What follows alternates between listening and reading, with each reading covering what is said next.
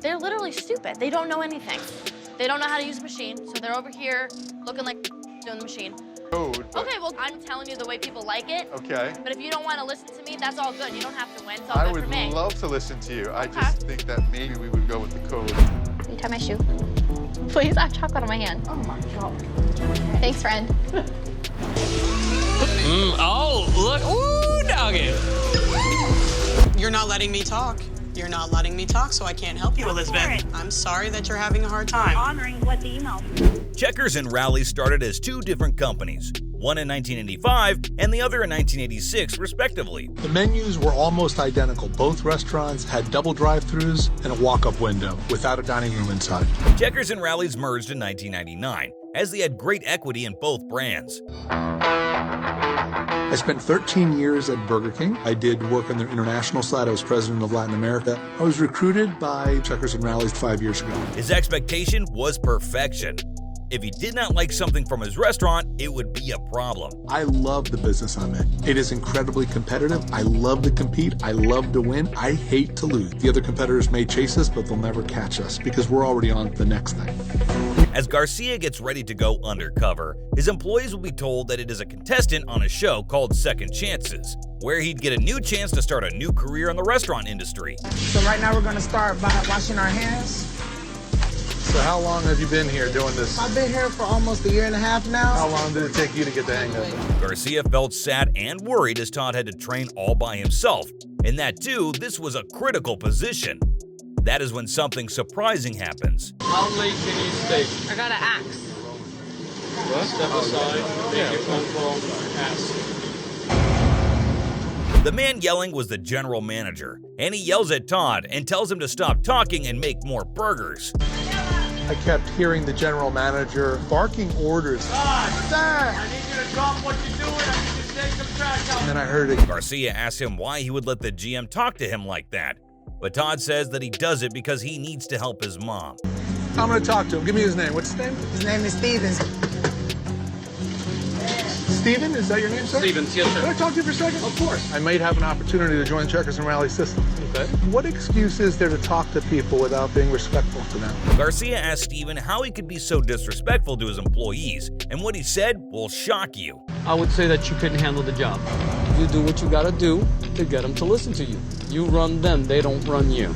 I came into this company just like you. Wanted to be nice, low tone. It doesn't work. Stevens had the nerve to ask him if he's ever been in the fast food business. This is what happened next. Have you any experience in the restaurant business? Actually, I do. I'll be honest with you. I do have experience. I'll tell you exactly.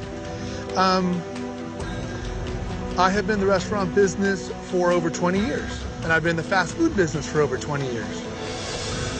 I'm CEO for this company.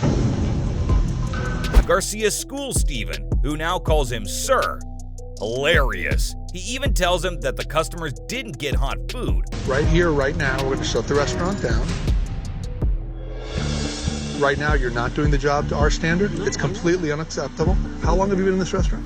Garcia had to call up everybody and told them to do a rework of the restaurant so that it was up and functioning smoothly within a week. And the employees would be paid during this period. Glad to see he got some weight off his shoulder. But this next one is going to add some to yours now. Here we have the founder and CEO, Eric Casabury, tackling some heavy lifting of his own as he goes undercover to find what's weighing him down. Goes undercover as a reality show contestant looking to start his own gym. You must be my contestant. I am. All right, well, nice to meet you. The CEO asks the employee if she uses her phone while working, and she replies with an ill-mannered, "Yup." They're literally stupid. They don't know anything. They don't know how to use a machine, so they're over here looking like doing the machine. She then complains about the members asking her questions about their products. You don't know what protein does? She certainly doesn't seem to like people very much. We are in the people business. There's just no other way to put it. Shocked by the employee telling this, she shows him the smoothie menu and says it's super explanatory, like you would be literally brain dead if you can't get it. I always put 2.5. We're not supposed to, but it tastes better, honestly. The juice bar is on average 15% of the annual revenue inside of the gym. It's one area of the gym that I really, really care about. So you would go 1, 6, go. But what happens to the rest of the juice then? That's the perfect shake. I noticed that there was like extra in here? Like, what do you, if you guys I like dump make it out. samples out of that, you don't offer I it to the member nope, at all? You just dump it out. If they want it, they can take it, but if not, oh well. There is a cost associated with every ingredient that goes into that shake. Barry wonders how anybody could just throw money down the drain, as there was definitely a better use for that. Do you want to show me how to make a shake, just so I know before I let you go? Sure, if you'd What would like. you Yeah. Dirty peanut. You said a dirty peanut, right? Jacqueline tells him to pick up the pace and tells him to put extras on whatever she's telling him to add, even though that's not what is written in the instructions. That's enough ice. Okay. I would normally hit the code, but Okay, well, I'm telling you the way people like it. okay. But if you don't want to listen to me, that's all good. You don't have to win. It's all I good would for me. love to listen to you. I Okay. just think that maybe we would go with the code. But Go you know ahead, what? go with the We'll code, go dude. with the code. Do it up. First of all, Barry's awkward. He's condescending. He's not absorbing anything that I'm saying. Listen to me, because I know what I'm doing. I know my. How come this isn't punching? You're probably doing it on the wrong side. Ah, that is the reason why. Another heard something absurd. Not rocket science. The hole puncher. Maybe if you listen to me, I don't know. Good luck, buddy. I'm gonna need it today. I'm gonna. What happens next is even ridiculous. You don't have to go by the book with every situation in your life. The menu says medium though, doesn't Yeah, it? but I'm telling you this way. Oh, No, I'm telling you. well then, that's why. Oh, it's not over. For this next one is the definition of an asshole. Your payment. Your payment's overdue. I know, I'm gonna pay. I'm gonna pay tomorrow. No, you have to pay today. She then proceeds to swear at the customer. Have other people that can hear in an earshot some of the things that she's saying. No, listen to me. Oh my God. I have told you this. For the sake of the job, I don't want to blow my cover. As the CEO of the company, he said that it is his duty to contact the franchisee to have a conversation about this employee's behavior.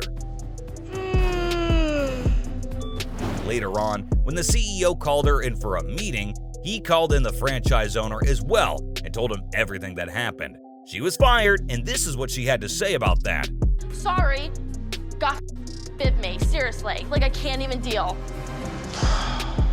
Here we have a former Israeli military commander going undercover to find the weak link in his chain of command. My name is Amit Kleinberger. I am 33 years old, and I'm the CEO and one of the owners of Menchie's Frozen Yogurt. Their company grew from 5 stores to 337, and they were going to break the milestone of $250 million. And I did.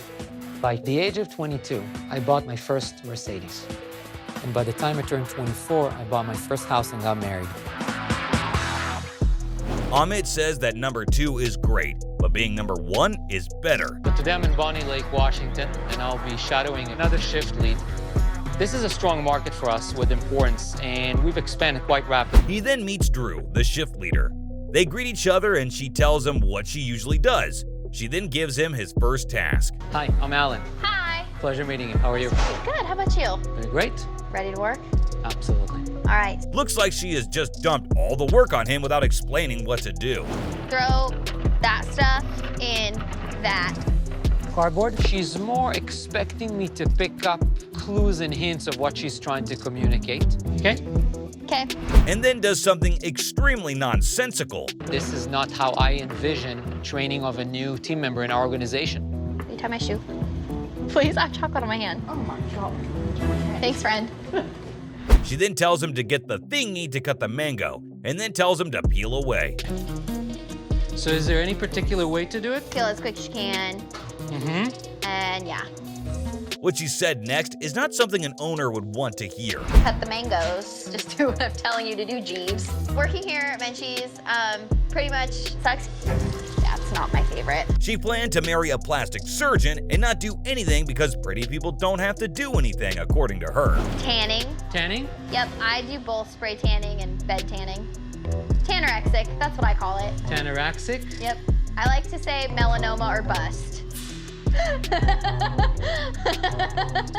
She then starts laughing hysterically to her own dark joke. So what you're doing with me right now, is this something you do by yourself to other team members or no? I'm just really good at telling people what to do, so.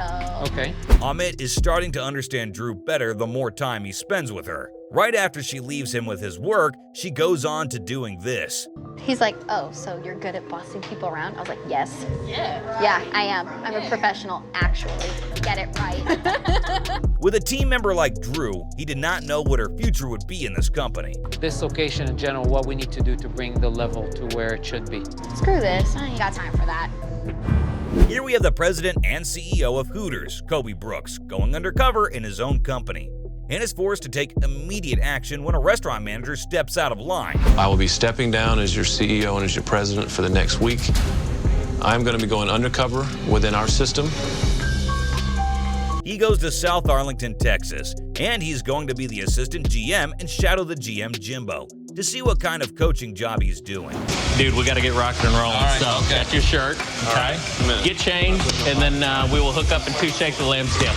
Jimbo made it very clear that they were about the Hooters girls and what the brand is about, but he doesn't treat the brand the way it's supposed to be treated. When the lunch rush is over, you don't need as many girls on the floor, so they start being cut. What you're about to see next is not something a general manager should be doing. No ifs, ands, or buts about it. So what am I supposed to do about school if I have to leave? You're going to play my reindeer games. You need to go to school? Yes. Okay? The game that Jimbo suggested is terrible. Are you serious? No. Oh. That's a heart attack.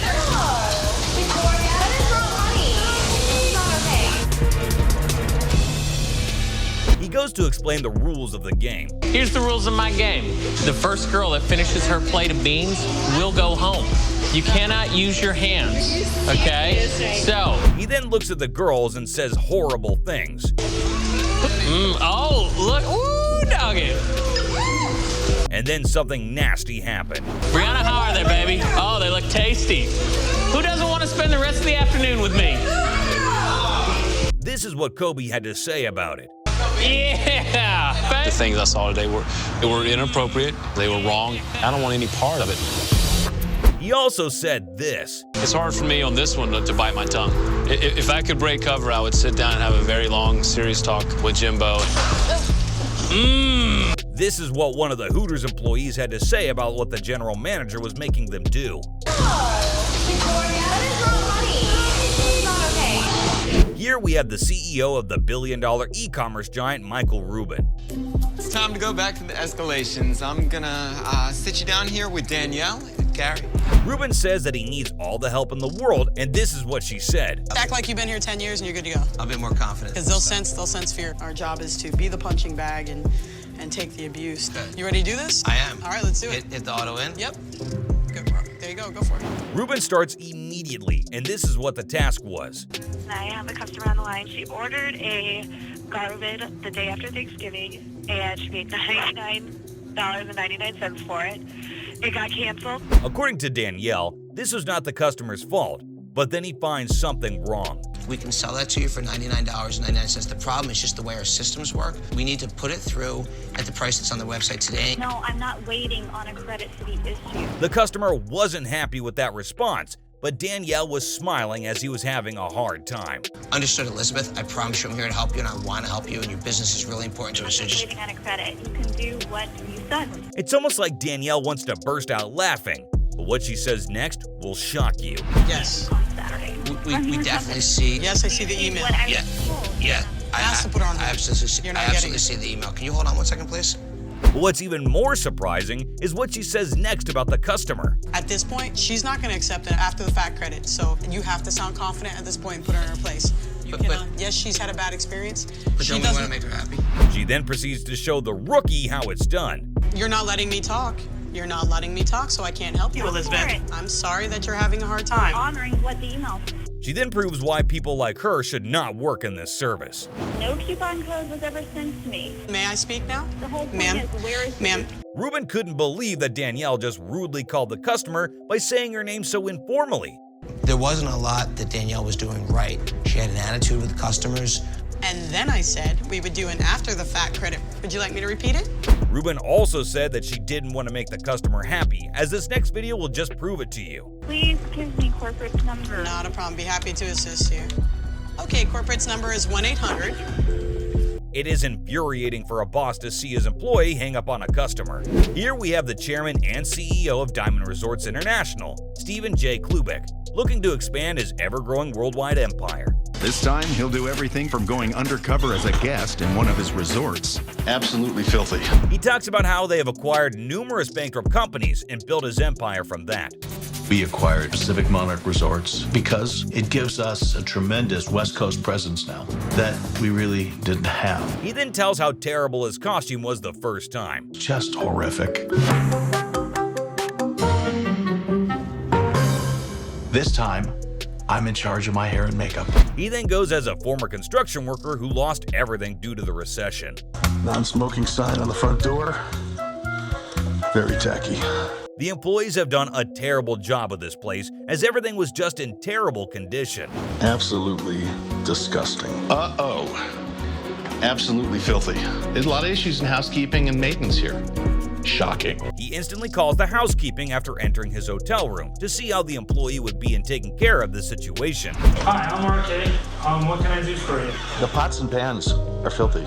Okay. In the bathroom, it's like dirty and moldy. RK enters the bathroom and sees nothing wrong, and so this is what Klubik does. In the bathroom, if you look over here, that's not clean, right? You get this stuff fixed, like, can you call them? I can go and talk to them right now. His name tag was also spelt wrong, and so he used a marker to fix it instead of getting another one. He then says something surprising. When I'm gonna go, the maintenance needs a ton of work. Like right now, we don't have paper towels. And I mentioned it to the supervisor, and she's like, oh yeah, we'll look into it. And then now he's making fun of the supervisor of the place. Klubik was astonished as this is what happened next. I would not spend that kind of money at a place like this. So you tell guests this all the time? Wow, just wow. RK says that he doesn't tell guests these things usually, but Klubik is a stranger he met for the first time, right? Some people have absolutely no passion towards their jobs, and those are the ones that need to be sacked.